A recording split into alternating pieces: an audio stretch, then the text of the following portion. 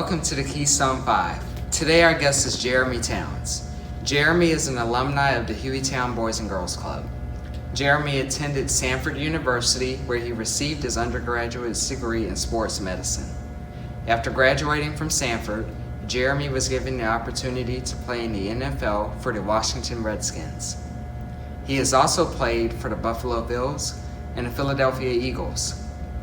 Since retiring from the NFL, Jeremy has been accepted into medical school at the University of Alabama at Birmingham, where he is a resident physician. Jeremy's accomplishments include being named 40 Under 40 by Mobile Bay Magazine, as well as being recognized as Samford University's Outstanding Young Alumnus of the Year in 2018. During his free time, Jeremy has started RANSOM, a campus ministry at Samford. He has also founded the Next Level Sports Camps, where he uses athletics to attract kids and introduce them to faith. Jeremy also volunteers at a local elementary schools and mentoring children and serving as a motivational speaker. So let's move on to the interview and learn more about Jeremy Towns. Welcome everybody to the Keystone Five. I have today with me the legendary Jeremy Towns. He was a former NFL player, as you know, as you have seen in the bio. And Jeremy, I would like to introduce myself. I'm Khalil, and can you tell us a little bit about your Boys and Girls Club experience? Yeah, like Khalil mentioned, my name is Jeremy Towns. Did have a chance to play some professional football, but before all of those days, my playing days started at the Boys and Girls Club. So my experience at the Boys and Girls Club was getting a chance to interact with all different types of people from different backgrounds. And for me, a lot of it was centered around sports. But then we did have something that was called CD, character development.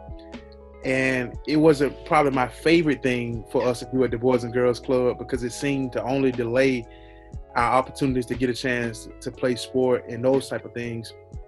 But now looking back on it, it's definitely something that I would have needed, that I have benefited from even now in my adult life. And so the Boys and Girls Club experience, I could go on and on, the epic battles in the gym, basketball, gym hockey, war ball. I mean, I think sometimes the staff would just make up games, and if it was competition, we would go for it and that type of thing. So in summary, you can see the way I'm smiling just thinking about the Boys and Girls Club. My experience was amazing at the Boys and Girls Club. How did the Boys and Girls Club help you achieve your goals? I think the Boys and Girls Club helped me achieve my goals because it helped me to learn what structure looks like. That the day is kind of planned out for you, but then they give you a little time within the day to kind of figure out what do you want to do. Like if you want to go to the art room, do you want to go do your homework? Do you want to go to some of the outside events and that type of thing? And so it helps you at a young age start understanding how to make very basic decisions. If I want to go outside and play after school, that means I can't do my homework. But then when I get home after the Boys and Girls Club, I still have homework to do.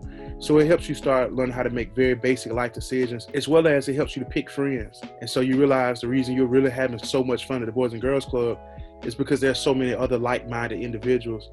And then another thing is that, the Boys and Girls Club has a culture that promotes positivity. Everyone's accepted no matter, what shape they are, what race they are, and all those type of things that usually divide other people in the outside world.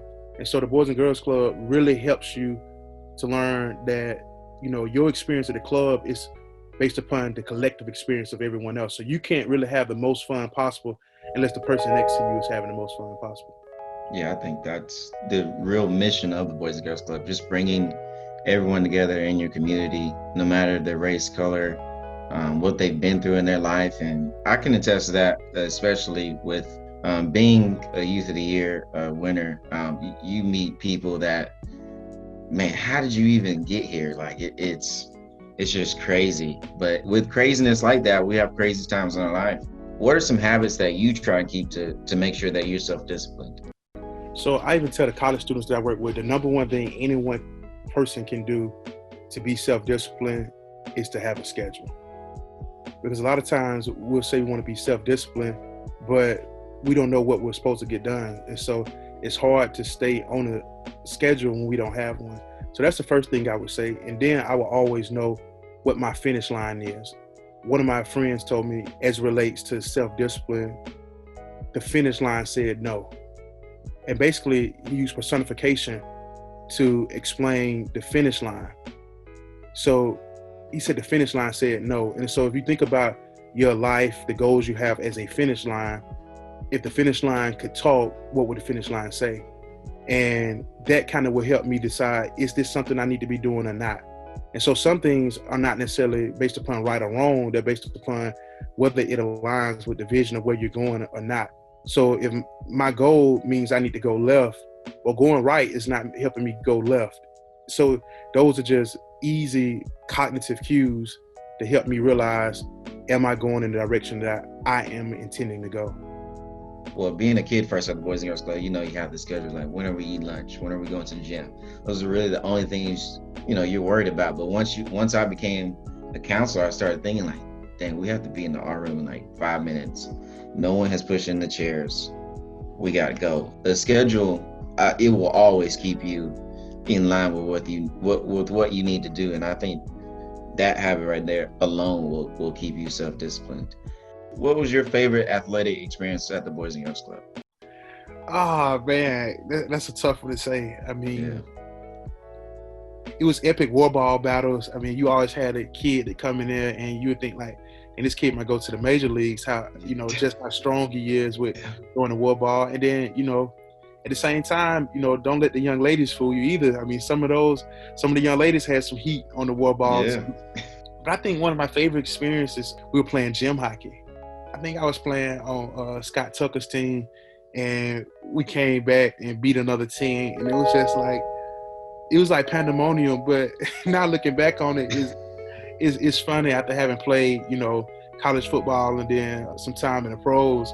But as a kid, I mean, it's epic when you win. You know, they don't have to call it a championship because to you it's a championship. You know, it was a big win, and you know that it teaches how in life there's a win and a loser sometimes, and you have to learn how to win with class and to lose with class. But one thing I like about the Boys and Girls Clubs is it makes you a competitor. So you just don't accept losing. Like, it's just not fun to lose. Like, who wants to lose when you come in there? But I mean, it was just epic. What Scott Tucker could do with a hockey stick, it's just amazing. Like, his control. And then we started having to learn how to play, like, I guess they call it like offsides. Like, you can't cross the court before the ball gets past the timeline and stuff like that. And so it was epic, man.